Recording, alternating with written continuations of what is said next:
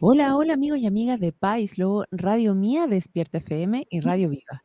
Soy Rocío Gambra y esto es un nuevo Política Podcast. Día viernes 14 de junio. Qué maravilla tenerte de nuevo por acá. Alicia Vesperina, ¿cómo estás tú? Hola Rocío, hola a los demás, ¿cómo están? Oye Rocío, te cuento que ha llovido mucho, 475 milímetros, pero estamos bajo un año normal todavía. Eso, como ¿Pero en dato, Osorno en o Osorno. en Osorno? Sí, 400, ¿cuánto? 75 475 y a la milímetros, fecha, ¿cuánto tendría que haber llovido? 495. Ya. O sea, quizás la próxima semana nos ponemos al día. Eso, nos ponemos al día. Ya, pero acá no ha quedado tan la escoba como en otros lugares, o sea, más al norte No, donde está la escoba, acá como que está bastante normal. sí, acá tenemos buen ingeniero. O todavía no tanto cemento. Oye, Ali, tú me traías tema para el día de hoy que querías tocar. Todo tuyo los Sí, micrófonos. sí, Rocío, yo quería continuar con una conversación muy interesante que tú tuviste con Andrés Iturriaga hace un par de días, que tenía que ver con el rol de los cores, los concejales, los alcaldes, todo.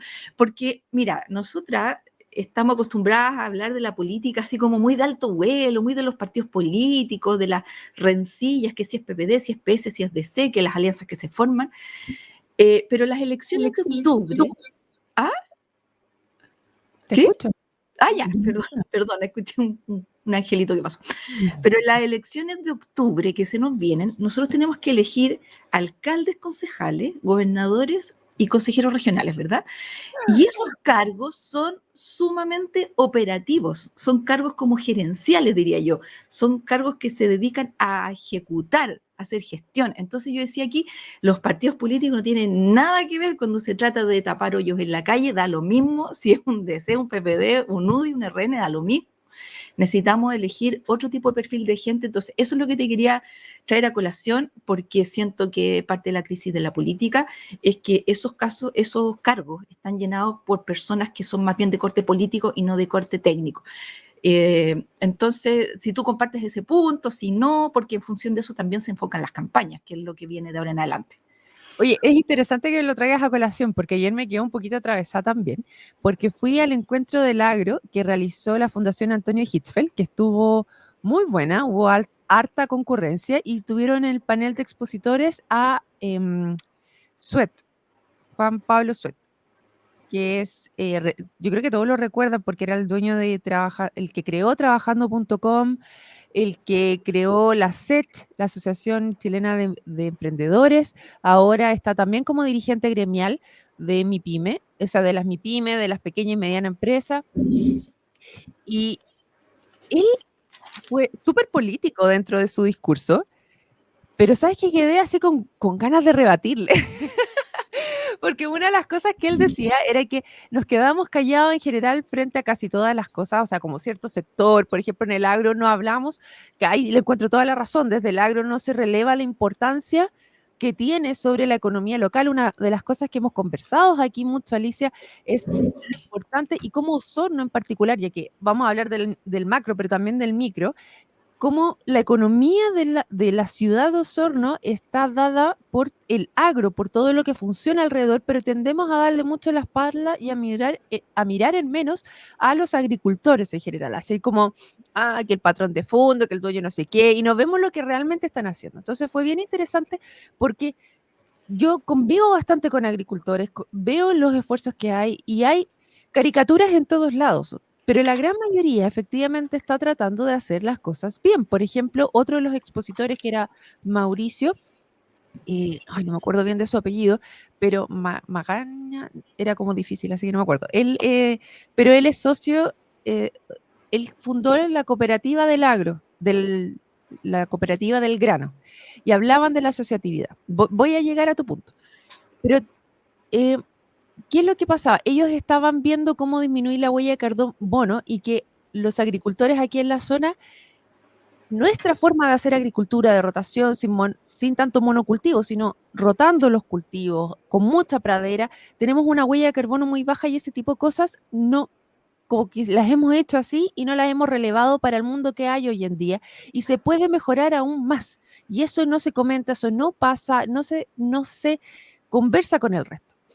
Y lo que yo no estaba de acuerdo con Sweat es que él decía, los políticos no sirven, los políticos no son los que toman las decisiones, es el clamor ciudadano, se podría decir, es la presión de la ciudadanía la que hace que el político se mueva para A o B, es la presión de la ciudadanía y no pierdan el tiempo yendo al Congreso a exponer A, B o C. Probablemente tiene razón, pero ¿qué es lo que yo no le encuentro razón que él decía? A mí me han ofrecido ser diputado, senador y todo lo que yo quiera, pero no voy a ir porque al final el político toma las decisiones que la ciudadanía lo obliga a tomar. Pero aquí voy con lo que tú estabas diciendo. Escogemos perfiles que son políticos y no técnicos. ¿Por qué? ¿Cuál es lo que está haciendo? ¿Por qué nos hace escoger uno y el otro, siendo que el que toma la decisión final, por mucho que sea una presión ciudadana, es el político? Entonces tenemos dentro del cargo a una persona que va a tomar la decisión. Entonces hay un tema técnico que no está siendo bien comunicado hacia la ciudadanía para poder entender la magnitud de lo que tienes, es de quién es ese deber, del técnico, es parte de lo político, del gremio. ¿Quién hace esa presión? ¿Quién es el último que toma la decisión? ¿Quién tiene que estar dentro de los cargos? Entonces, voy mucho en la línea de tu reflexión. Sí, Sí. sí, tienes razón, Suet. Los políticos, lamentablemente, diría yo, toman las decisiones en función de las presiones, porque finalmente ellos tienen que ser populares, porque tienen que ganar los votos para salir electos. Esos son sus clientes, ¿no es cierto?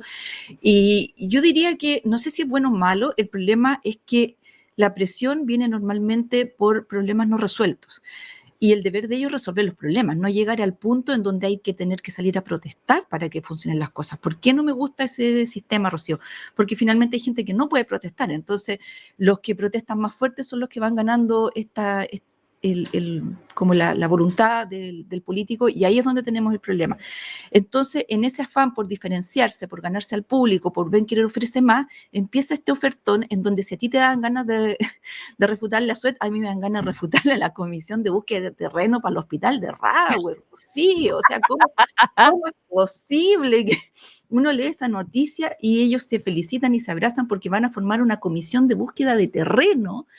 Y en la misma noticia te dicen, esperamos que el hospital esté construido en 2028. O sea, yo no sé si saben sumar, restar, pero 2028 al 2024 son 4 años. 4 años. Entonces, si nos vamos a cualquier hospital que se esté haciendo en Chile, desde que tú empiezas a buscar el terreno hasta que lo entregas, no pasan menos de 10 años. Entonces, ¿están engañando deliberadamente a la ciudadanía o ellos no entienden cómo funciona el proceso? Y ahí es donde viene mi problema con la técnica, porque resulta que, a ver, ya, supongamos que nosotros tenemos que buscar el terreno para el hospital de Rahue. Cuando tú buscas un terreno para hacerte una casa, Rocío, por lo menos sabes de qué tamaño tiene que ser tu casa. Tú sabes si estás buscando un terreno para hacerte una casa chiquitita, una casa mediana o una casa grande. Por lo que significa, entonces, que tú ya tienes en tu cabeza más o menos de qué tamaño va a ser tu casa. Si tienen dimensionado el requerimiento del hospital, significa que hubo estudios detrás. Si hubo estudios detrás, saben dónde están los pacientes que van a ir a ese hospital. Por lo tanto, si sabemos dónde están los pacientes, yo me imagino que el lugar sale más o menos solo, porque si resulta que los pacientes, por decir algo, están mayoritariamente en Rahue Alto, yo no voy a ir a hacer el hospital en la universidad, ¿no es cierto? No voy a, por más que sea un terreno barato que me ofrecen allá, no lo voy a ir a colocar allá. Lo tengo que colocar más o menos donde están los pacientes, ¿no es cierto? Otra cosa, un hospital yo no lo puedo poner en un pasaje, lo tengo que poner en una calle que tenga cierto ancho mínimo, porque así lo establecen las normas, ¿verdad? Entonces los lugares se me empiezan a restringir mucho. Entonces, si de verdad lo queremos hacer rápido, habrá una licitación y digamos, se busca terreno con tales características, tantos metros cuadrados, tantos frentes de calle, tanto avenida al frente, y yo te aseguro, Rocío, que van a salir 3 o 4 alternativas, no van a salir más. Se necesita una comisión que hay que darle financiamiento para que empiece a buscar un terreno. Entonces, una vez que tenemos el terreno, tenemos que hacer el anteproyecto, luego tenemos que hacer los proyectos, luego tenemos que hacer las evaluaciones de impacto ambiental y todo, dependiendo del tamaño. O sea, en proyectos, el puro IMID, que es el proyecto de tránsito, el puro IMID se demora 6 meses. Entonces, alguien aquí nos la está contando bien, entonces la pregunta que tenemos que hacernos es ¿por qué te la tiran así? Porque tienen que picar con la gente. Y eso es lo que a mí me da rabia, Rocío, porque empiezan a vender humo y empiezan a engañar.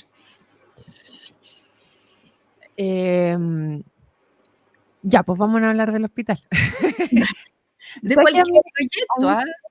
A mí me llamó la atención, en particular ahora, que cuando apareció esto dije, ay, esta noticia la va a romper. Y no vi que la rompiera tanto. ¿Sabes qué? Dije, oh, van a haber muchos comentarios, muchos me gusta, va a ser de las noticias más leídas. Voy a revisar ahora a ver si no estoy mal de cuáles son las noticias más leídas, pero no está dentro de las más vistas. O sea, creo que ni siquiera llegó dentro de las 10 de país, de las, a ver, Ya, por 3, Rocío, o sea, la gente, porque la lógica es la misma. Mira, es la misma cosa de que por qué la aprobación presidencial no subió después del discurso del 1 de junio. Y no subió porque es como esa persona que dice, no, mijita, sí, el lunes empiezo la dieta, el lunes sí que sí.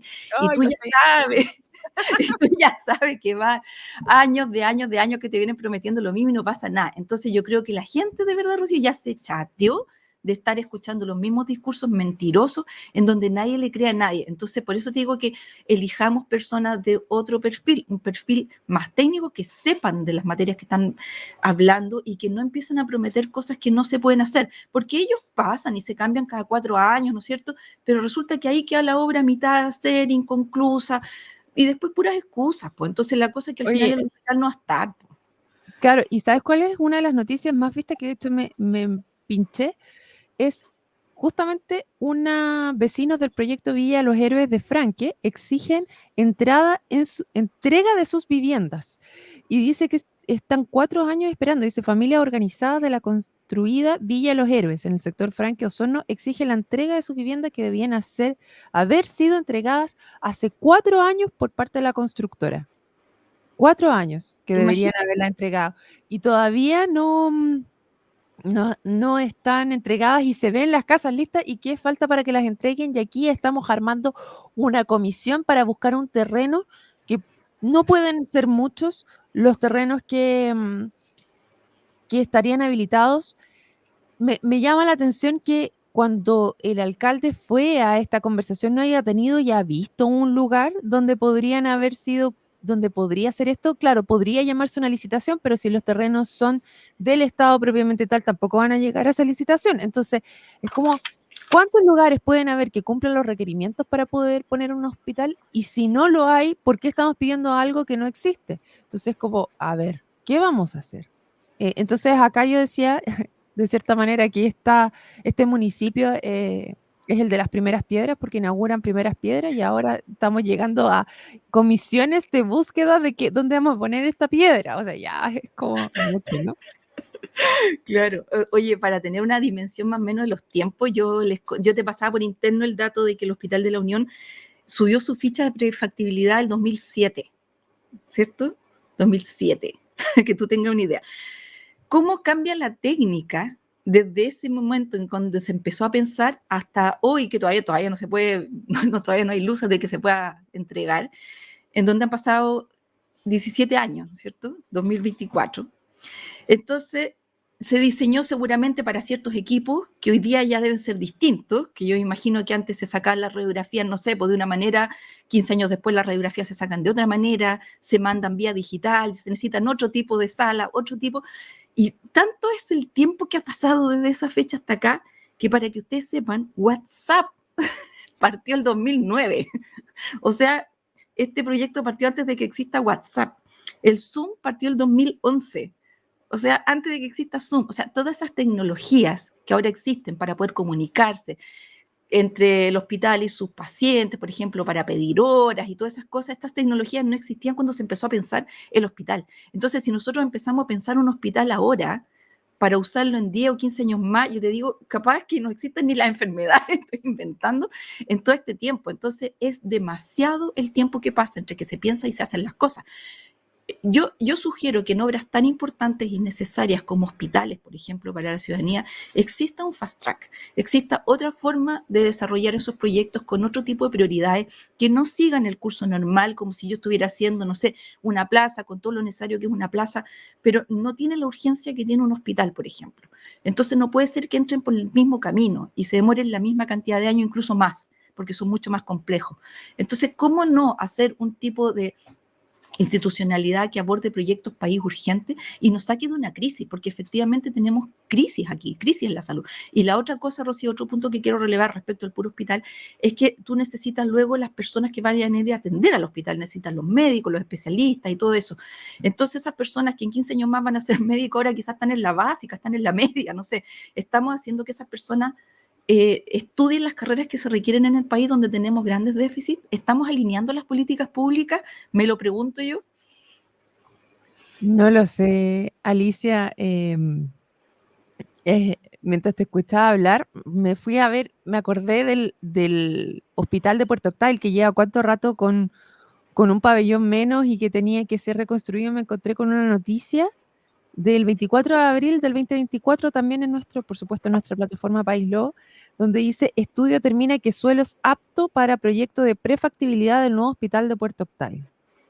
Y ahí también, claramente, no es novedad que se haga una comisión o que lleguen a ver si es que efectivamente el terreno es, o sea, así parece ser, pero dice que en el caso Puerto Octay, dicho estudio arrojó que este terreno ubicado en plena ciudad de Puerto Octay y cuya superficie bordea los 56.000 metros cuadrados preliminarmente apto para este tipo de infraestructura, con lo cual el proyecto deberá continuar con su curso administrativo, incluyendo futuras etapas de modelo de gestión, estudio preinversional y etapas de diseño.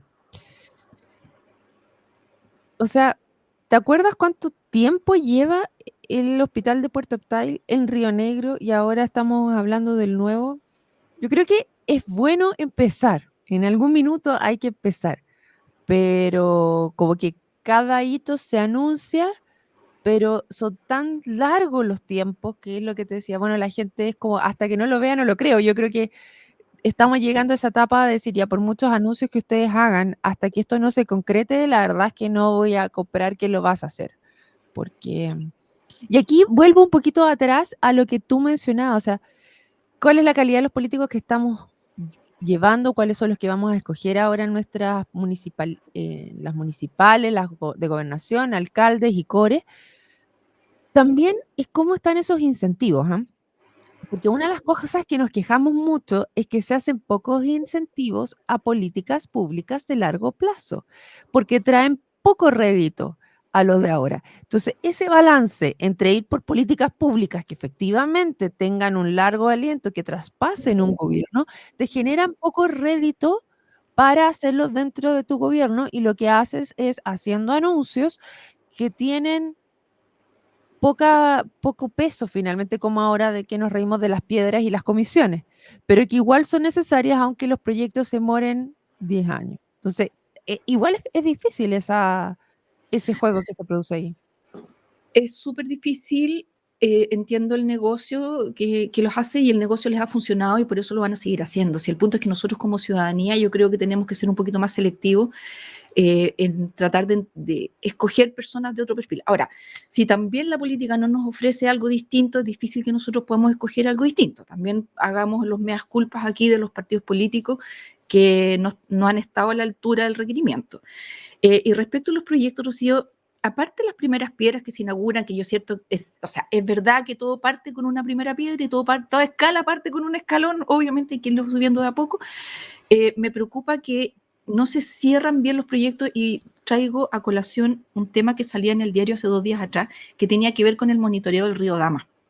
Ah, Que ya, salía en el diario que no habían hecho las mediciones correspondientes al al periodo pasado, ahora a principios de año, ¿no es cierto? Porque resulta que el río Damas, todos sabemos que está hipercontaminado, es un tema que está hace por lo menos 20 años que yo vengo escuchando que el río Damas está contaminado, que hay que hacer un plan de descontaminación para el río Damas, que se requiere una norma secundaria para poder hacer las cosas, y para poder hacer esa norma hay que hacer mediciones. Bueno, entonces se aprobaron fondos para hacer estaciones de monitoreo, ¿no es cierto? Entonces se instalan las estaciones de monitoreo, pero después sale en el diario la noticia de que el municipio ahora no tiene plata para ir a tomar las muestras.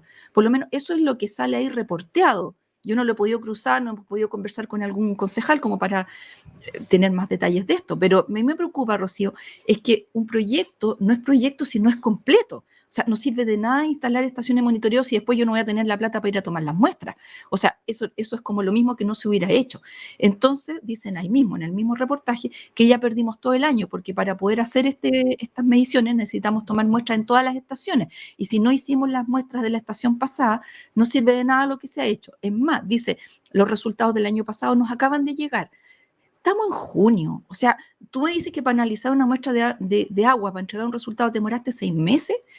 Entonces, mi punto es que ¿para qué anuncian proyectos si no se tiene el proyecto completo? Es como lo mismo que el hospital. Yo diga, ahí voy a entregar el hospital, pero después no tengo médicos para hacerlo funcionar.